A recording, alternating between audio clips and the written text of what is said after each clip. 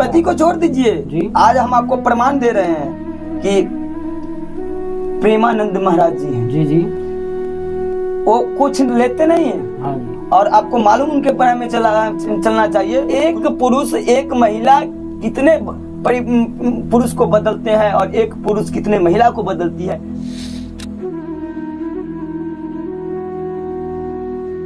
सभी भक्तों को राधे राधे। भक्तों, आज हमारे चैनल के माध्यम से आज हम आपको एक ऐसे संत के दर्शन कराएंगे जो कि हमारे ब्रज के अंदर ये संसारिक चीजें छोड़ छाड़ करके एक जंगल के अंदर बैठे हुए हैं। और कितना खूबसूरत यहाँ जो है दृश्य है, आप हमारे पास यहाँ देख सकते हैं। ये जो पेड़ है कितना प्राचीन है और संतों को जो है पेड़ का जीवन भी मिलता है कर्म अनुसार। ऐसा कहा जाता है कि ब्रज के अंदर जो वृक्ष हैं वो एक संत स्वरूप ही है। और जैसा कि आपने नंदीवन में भी देखा होगा कि जो वहाँ के वृक्ष हैं वो शाम के समय, रात के समय जो है ठाकुर जी और गोपियों का रूप धारण कर लेते हैं। तो इसी प्रकार जो है यहाँ आप देख सकते हो, प्रवेश करते के साथ ही हमें तुलसा जी के दर्शन होते हैं जो कि हमारे ब्रज का सबसे बड़ा महत्वपूर्ण स्थान आप देख सकते हो। तो आइए हम चलते हैं सीधा संत की ओर, किस प्रकार अपना जो है जीवन यापन कर रहे हैं वो, और उनके माध्यम से उनकी वाणी से कुछ शब्दों से आपको कृतार्थ कराते हैं और ब्रज के एहसास का भी आपको कुछ भाव सुनाते हैं। तो महाराज जी से बात करते हैं। सर्वप्रथम हमारे चैनल की ओर से, हमारे भक्तों की ओर से आपको राधे राधे। जय। और तो महाराज जी सर्वप्रथम आप अपना थोड़ा सा नाम बताएं हमारे भक्तों को अपना। ऐसे हमारे गुरु नाम हुए किशोरी चरण दास। सूर्य चरण दास जी। महाराज आपका स्थान जो है मतलब आप यहीं आपका जन्म हुआ था या ब्रज के बाहर? नहीं, मेरा जन्म तो ब्रज के बाहर हुआ, बिहार, हम मुजफ्फरपुर डिस्ट्रिक्ट से हैं। अच्छा, तो मुजफ्फर डिस्ट्रिक्ट से यहाँ तक का सफर किस प्रकार हुआ आपका? देखिए, इसमें आपको हम बताएंगे तो बहुत समय भी लग जाएगा। हाँ, नहीं थोड़ा संक्षेप में। हाँ, और कारण सिर्फ समझिए जी, क्योंकि जो कर्म है, जो कर्म प्रारब्ध है, वह आपको प्राप्त होता है पूर्व जन्म का। तो पूर्व जन्म का जो आपका डिमांड है उसके अनुसार से आपका जन्म होगा और उस जन्म होने के बाद वही जीवन में आपका प्रारब्ध बनकर आपका जीवन का तारतम्य माने परिवेश होगा, वैसा ही आप जीवन जिंदगी जिएगा। क्योंकि जो इच्छा हम जो करते हैं वही इच्छा हमें कर्म के रूप में और जीवन के रूप में प्राप्त होता है। तो हमने पूर्व जन्म में जो कर्म किया उसके अनुसार हमारा जन्म मुजफ्फरपुर, बिहार में मुजफ्फरपुर डिस्ट्रिक्ट में हुआ। लेकिन जीवन की दौरान जीवन आगे बढ़ते बढ़ते बढ़ते बढ़ते एक ऐसे अवस्था, एक ऐसा मोड़ पे आया, क्योंकि ठाकुर जी से जो आप मांगिएगा वही मिलेगा। बिल्कुल। तो ठाकुर जी पूरे ब्रह्मांड का ऐश्वर्य का मालिक है, पूरे ब्रह्मांड का पालन करता है, सबका निर्माण करता है। जितने भी देव देवता अनंत प्रकार की जो शक्तियां हैं सब इनसे उद्भूत हुआ है, सब इन्हीं से जी यहाँ माने निकला है और इन्हीं में सब में विरामावस्था है, इन्हीं में सब जाके समा जाएगा। तो कहने की मतलब है कि हम जो इनसे मांगेंगे वही हमें मिलेगा जीवन में। बिल्कुल सत्य है। तो जो किसी कोई संपत्ति मांगेगा तो उसको संपत्ति मिलेगा, किसी को धन चाहिए तो माने पुत्र चाहिए तो पुत्र मिलेगा, सुंदर चाहिए तो सुंदरता मिलेगा, माने जो आपको चाहिए, मोटर गाड़ी, बंगला, हवाई जहाज। आपकी पूर्व जन्म में जो हम कर्म करते हैं, हाँ, उस कर्म के आधार पर हमारा जीवन, हाँ, और हमारा आगे बीतने वाला जीवन उस चीज उसी आधारित होता है। उसी वही रास्ता पे आपका चलेगा। तो आप अगर ठाकुर जी से निष्काम कर्म किए हैं और इनसे कुछ न मांगकर आप भक्ति निष्काम कर्म किया है तो वह निष्काम कर्म ठाकुर जी के चरण की ओर आपको ले जाएगा। तो एक छोटा सा सवाल है महाराज की, जैसे कि कुछ भक्तगण हमने ऐसे देखे हैं कि मनुष्य योनि के अंदर पाप भी कर रहे हैं, हाँ, और पाप करने के बाद में वो लोग संत रूप धारण करके उनको ब्रज का वास मिल जाता है कई बार। तो उस चीज को लेकर के क्या कहेंगे, वो कौन सी कर्म योनि रही? अब मैं आपको बताता हूँ एक उदाहरण दे करके। माने समझिए कि जैसे कि यहाँ फैन लगा हुआ है, ठीक है, बिजली है, वो बटन ऑन किए, पंखा चालू हो गई, लेकिन अगर हमको बंद करना होगा तो उस बटन को हम ऑफ कर दिए, क्या पंखा की जो गति है तुरंत रुक जाएगी? नहीं रुकेगी। तो जान जाइए, जब अधिक पुण्य जब प्राप्त हमें होता है तो कहीं अच्छा संस्कार में, कहीं अच्छा जगह में हमारा जीवन प्रभु के शरण में हम जाते हैं, लेकिन जो कुछ पाप पुण्य का राशि बचा हुआ है वह कर्म के रूप में देखा जाता है, नहीं तो चलता रहता है। जिस प्रकार हम स्विच ऑफ कर दिए, पंखा तो बंद है लेकिन पंखा चालू रहता है। गति उसका जो बना हुआ है वह जब तक धीरे धीरे अर्थात की जो पाप के कर्म है उसके चल रहे हैं, लेकिन कुछ पिछले जन्म के पुण्य कर्म है, हाँ, उसके आधार पर उसे ब्रज में वास या ठाकुर जी के दर्शन यहाँ हो रहे हैं। तो वही देखा जाता है कि बहुत संत के रूप में है, संत का धारण रूप सब कुछ है, लेकिन उसमें पाप का कर्म उनको देखा जाता है। लेकिन उनको आप पाप के कर्म नहीं मानिए, उनको ये मानिए कि उनका सब कुछ खत्म हो चुका है। ये कर्म का जो प्रारब्ध बनता है, नहीं समझे, वही उन भोग भोग रहे हैं। वह कर्म का भोग जब नष्ट हो जाएगा वह सच्चिदानंद स्वरूप में समर्पित हो जाएंगे, प्रभु उनको ले लेंगे। क्योंकि ये ब्रज धाम जो है ये साधारण जगह नहीं है, गौलोक धाम है। तो ये गौलोक धाम है, कोई साधारण। यहाँ ब्रह्मा जी कह रहे हैं श्री जी से कि इस ब्रज का हमें आप पत्थर कुछ नहीं बनाइए, अगर मैं कुछ उसका योग्य नहीं हूँ, जीव बनने का अगर मैं सामर्थ्य नहीं है तो कोई निर्जीव पदार्थ हमें बना दीजिए, पदार्थों में पत्थर बना दीजिए, जो निर्जीव में भी पत्थर बना दीजिए, ताकि हमारा इच्छा जो है हमारा कल्याण हो जाए। तो पत्थर बनने से इस ब्रज में रहकर पत्थर का कल्याण हो सकता है, यह ब्रह्मा जी कह रहे हैं। तो 60,000 वर्ष तक ब्रह्मा जी को तपस्या करने के बाद पत्थर बना है, और इसका प्रमाण है कि ब्रह्मगिरी पर्वत पर स्वयं श्री जी विद्यमान है और ब्रह्मा जी पत्थर के रूप में विद्यमान है। तो इस ब्रज की इतनी बड़ी महिमा है कि पत्थर बनकर भी 60,000 ब्रह्मा जी जैसे महान पुरुष जो की सृष्टि का प्रथम देखती है, वो हमारे पिता है, श्रेष्ठ हैं। तो ऐसे महापुरुष तपस्या किए और तब उनको पत्थर प्राप्त हुआ। तो इस ब्रज में जो और लता पता और जीव मनुष्य को जो देख रहे हैं, उसका आप अनुमान लगा सकते हैं कि क्या उनके पास पुण्य होगा, उसके पूर्व जन्म का प्रारब्ध का, जो इस ब्रज में वो वास कर रहा है। चाहे ये मत देखिए कि पाप उनका कर्म कैसा है, हमें ये देखना है कि इन पर श्री जी का कितना विशेष कृपा हुआ, इनके पास कितना सामर्थ्य है कि इस ब्रज में रह रहे हैं। कोई साधारण ये जगह नहीं है। तो ये प्रकार है भगवान। तो हम किसी का कर्म को नहीं देखे इस ब्रज के अंदर। हाँ, बाहर है तो कर्म की प्रधानता चल सकता है, क्योंकि कर्म भगवान भी कहे कर्म प्रधान है विश्व का इलाका, लेकिन ये हम शास्त्र इसको असमर्थ है यहाँ की विशेषता बताने में। बिल्कुल यहाँ की विशेषता बताने में, क्योंकि 4 धर्म का स्कंद पुराण में ऐसा वर्णन है कि तीर्थों का वर्णन है, सारे धर्म का वर्णन है, लेकिन वृंदावन धाम में इसमें वर्णन है, लेकिन इसकी विशेषता उसमें नहीं खोला गया है कि इस वृंदावन धाम की विशेषता क्या है।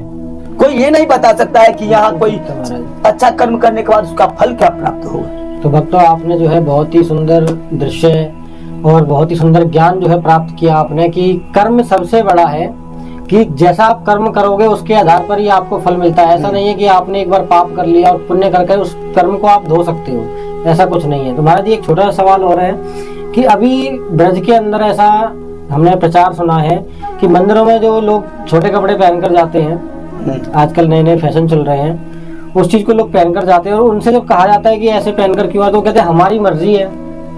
देखिए, ये अब जो जिसको जैसा संस्कार मिला, क्योंकि हमारा भारतीय संस्कृति, हम अपनी संस्कृति को जब खो दे रहे हैं, हम अपनी संस्कृति को अपने हाथों से लुटा दे रहे हैं। बिल्कुल। तो हमारा ये संस्कृति नहीं है। हमारे संस्कृति तो है कि पूरे पर्दा में हमारी बहन, हमारी माताएं पूरे पर्दा में है।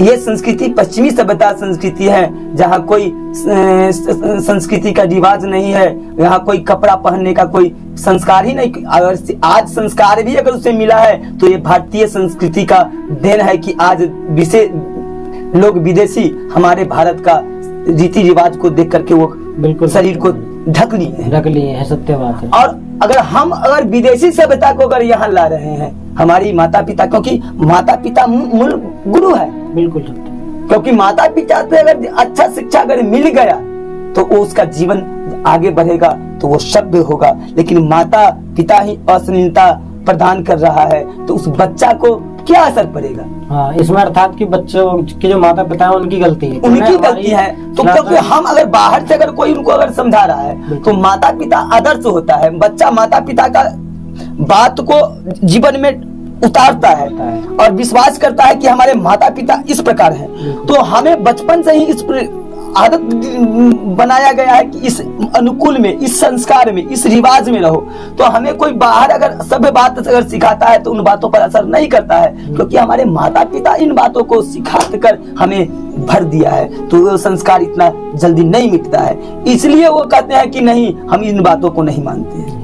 इसका मूल आधार यही है कि उनका माता पिता का साथ ही हमारा जो सनातन धर्म है इतना पवित्र है और इतनी जो उसमें पावर है कि बाहर के लोग जो फॉरेनर हैं वो उसे अपना रहे हैं, और ये हमारी जो है थोड़ी सी कमी है भारतीय लोगों की, कि हमारी जो भारतीय सभ्यता है उसको छोड़ करके अन्य धर्म को जो है अपना रही है। तो ये एक देखा जाए तो दुर्गुण और हमारी एक अपमानता है हमारे धर्म की। तो इस चीज को बदलना चाहिए। हाँ, बिल्कुल बदल। स्वामी विवेकानंद का है कि देखिए एक कलयुग द्वार है, लेकिन हमारा भारत जो है पूरे संसार का धर्म गुरु है। स्वामी विवेकानंद जी इनका प्रमाण है। और वह जाकर सबको तो यहाँ का संस्कृति जो समझा, कहा कि ये अनमोल है, उसने उस संस्कृति को उठा करके आज विदेश के देख लीजिए, वृंदावन धाम में, इस्कॉन मंदिर में झांक करके देख लीजिए कि कहाँ के विदेश, बिल्कुल ऐसे विदेशी सब है जिनका कोई सभ्यता संस्कृति का रिवाज नहीं है, शादी का कोई उनके अंदर कोई बंधन नहीं है। एक पुरुष एक महिला कितने पुरुष को बदलते हैं और एक पुरुष कितने महिला को बदलती है। ऐसे परिवेश के रहने वाले आज वृंदावन में देख लिए एक बंधन में आ गए हैं। और स्त्री जैसे हमारे हिंदुस्तान की लड़कियां और स्त्री साड़ी नहीं पहनते, उस प्रकार से साड़ी पहन के, और यही नहीं एक तिलक स्वरूप देखिए, हम भारतीय, हमारा ये धरोहर है, हमारा ये संपत्ति है, हम तिलक नहीं करते हैं, हम चोटी नहीं रखते हैं, हम धोती नहीं पहनते हैं, क्योंकि हमारा ये संस्कृति है, हमारा रिवाज है। हम इसको नहीं अपनाते, हम पैंट शर्ट और स्कर्ट को अपना रहे हैं, नहीं समझे। और वो जो है हमारी धरोहर को पकड़ करके ग्रहण कर रहा है और चोटी रख रहा है, हाथ में माला ला रहा है, चंदन द्वादश तिलक कर रहा है, तो उसको नहीं श्याम सुंदर होगा, राधा रानी उस पर नहीं रीझेंगे तो हम पर रीझेंगे नहीं। क्योंकि भगवान तुलसीदास जी लिखे रामचरितमानस में कि जाति पाति पूछे नहीं कोई, हरि की भजे से हरि कोई। जात पात इस संसार में कुछ नहीं है। जो प्रभु को भजेगा, कोई ब्राह्मण हो, कोई क्षत्रिय हो, कोई वैश्य हो, कोई शूद्र हो, उससे कोई माने मतलब नहीं है। जात वर्ण का कोई जो प्रभु का जो भजता है वही प्रभु उसी को अपनाएंगे, प्रभु उसी को गले लगाते हैं। कोई क्षुद्र होकर भी अगर प्रभु को भजे, कोई चंडाल कुल में जन्म लेकर भी अगर प्रभु को भजता है, प्रभु उसे ग्रहण करते हैं। भक्तों, आज की जो नई पीढ़ी है, युवा पीढ़ी है, उसके लिए बहुत बड़ी शिक्षा है कि जो आजकल घूमने के तौर पर इस ब्रज में आते हैं, मथुरा वृंदावन में आते हैं, तो ये कोई पिकनिक या क्या कहते हैं एंजॉयमेंट का स्पॉट नहीं है। ये एक धर्म है, हमारे सनातन धर्म के लिए बहुत बड़ी बात है कि अन्य लोग जो है बाहर से फॉरेनर आकर के हमारे यहाँ जो साड़ी और कुर्ता धोती पहनते हैं, तो ये एक सीख है कि आपको आपका जो धर्म है उसकी पवित्रता को, उसकी पावर को आप पहचानो। जो लोग दूसरे होकर के हमारे धर्म को अपना रहे हैं, तो हम अपना धर्म क्यों छोड़ें? हमें तो और बढ़ावा देना चाहिए, मोटिवेट करना चाहिए लोगों को कि उन और चीजों को छोड़ करके हमारे सनातन धर्म की संस्कृति को अपनाएं और जो है धर्म को पढ़ें, हमारे ग्रंथों को पढ़ें। हमारे जो ग्रंथ हैं, ऐसा साधु संतों के जरिए बताया जाता है कि आदि जो बीमारियां हैं वो हमारे जो है ग्रंथों को पढ़ने से चली जाती है। उसमें बहुत से ऐसे उपाय बताए जाते हैं, बहुत सी ऐसी देसी दवाई बताई जाती है कि उनमें जो है डॉक्टर के पास जाने की जरूरत नहीं है। ऐसा ही है महाराज? नहीं, देखिए नाम में जो सारे संसार की जितनी भी शक्तियां हैं, चाहे वो वनस्पति रूप में हो, चाहे दिव्य रूप में हो, चाहे देवी रूप में हो, चाहे प्राकृतिक रूप में है, सारी शक्तियां जो है राधा माधव के से विकेंद्रित हुआ है, बिल्कुल निकला है। इस पूरे ब्रह्मांड उनके शक्ति है। और जब हम राधा माधव के शरण में जाते हैं तो जो डिस्ट्रीब्यूट है छोटा छोटा चीज को, अगर मान लीजिए सपोज दैट की कोई 10 मंजिल का बिल्डिंग बना और उसमें लिफ्ट लगा हुआ है और एक सीढ़ी बना हुआ है रास्ता, तो जो बुद्धिमान लोग हैं वो कौन रास्ता ग्रहण करेंगे? सीढ़ी से जाने में बहुत समय लगेगा। तो हम दूसरे आधार पर अगर दूसरे चीज को अगर पकड़ते हैं, कोई देवी देवता को, तो कोई जो देवता को पकड़ते हैं वह देवता को शक्ति कहाँ से मिला? राधा माधव से। तो वो उसको हम पूजा करते हैं तो उस पर प्रसन्न होते हैं राधा माधव, तो वो हमको फिर वरदान देता है, तब हमें वनस्पति चाहे कोई भी हो। लेकिन जब हम राधा माधव के शरण में डायरेक्ट तो उनका विनती करते हैं, नहीं समझे, तो वो सारा चीज सुलभ हमको प्राप्त हो जाए। उसमें हम ये कहना चाह रहे हैं महाराज कि जो हमारे प्रकृति है, जो कुछ पेड़ पौधे हैं, उनके अंदर भी बहुत सी चीजों का इलाज होता है। बिल्कुल ग्रंथों के अंदर ऐसा बताया गया है कि बहुत से वनस्पति ऐसे हैं, बहुत से वृक्ष ऐसे हैं जिनसे कई बीमारी, बड़ी बड़ी बीमारियों के इलाज हो जाते हैं। तो उसी चीज को हम दर्शाना चाह रहे हैं कि हमारे जो सनातन धर्म के ग्रंथ हैं, वेद पुराण हैं, या साधु संत के पास जो ज्ञान है, उसके आधार पर हम जो है काफी बीमारियों को ठीक कर सकते हैं। तो हमारे धर्म को पहचानिए।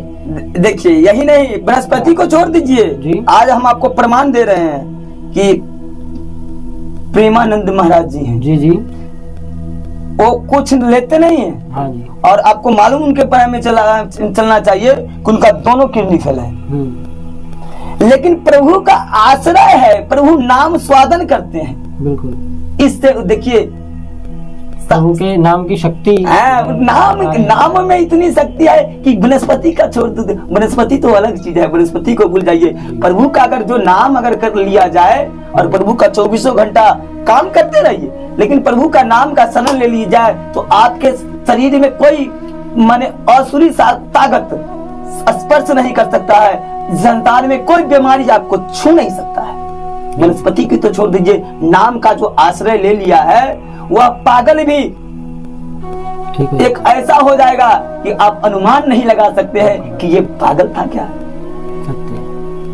क्योंकि ठाकुर जी पर जब माने इनमें जो शक्तियां हैं, जब ये हम इनके शरीर में जाते हैं तो इनका गुण उस जीव में प्रवेश होने लगता है। तो भक्तों, आपने जो है भक्ति का जो है बहुत ही अच्छा स्वरूप और बहुत ही अच्छा जो है ज्ञान प्राप्त किया हमारे चैनल के माध्यम से, साधु संत के माध्यम से। तो भक्तों, ऐसे ही और भी जो है भावपूर्ण जानकारियां, ऐसे और भी ज्ञानी जो है चीजें, या फिर हम ये कह सकते हैं कि और भी ऐसा ज्यादा अद्भुत ज्ञान या संतों के दर्शन हमारे चैनल के माध्यम से करते रहें, जुड़े रहें हमारे चैनल के माध्यम से, और लाइक शेयर कमेंट जरूर करें ताकि हमारा जो है आगे हम बढ़ सकें, हमें जो है मोटिवेट करें। सभी भक्त जुड़े रहें। सभी भक्तों को राधे राधे।